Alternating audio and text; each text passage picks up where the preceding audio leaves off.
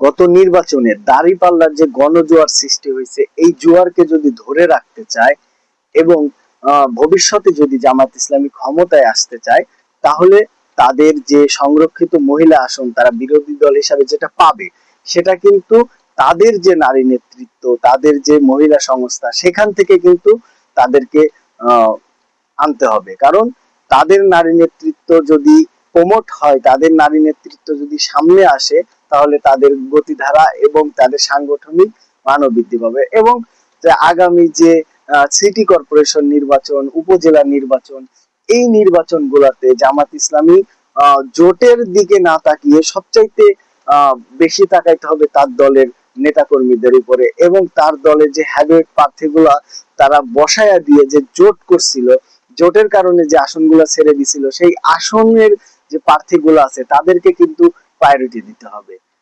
এবং তাদের শ্রমিক, যুব, তাদের এগুলাকে কিন্তু তাদেরকে সামনে আনতে হবে। তাহলে আগামীর যে জামাত ইসলামীর ক্ষমতা আসার যে একটা গণজোয়ার সৃষ্টি হয়েছে, এবং জামাত ইসলাম যে ভোটের একটা বিশাল একটা ব্যবধান হয়ে গেছে অন্যান্য দলের চাইতে, সেগুলা কিন্তু আরো দ্বিগুণ হবে।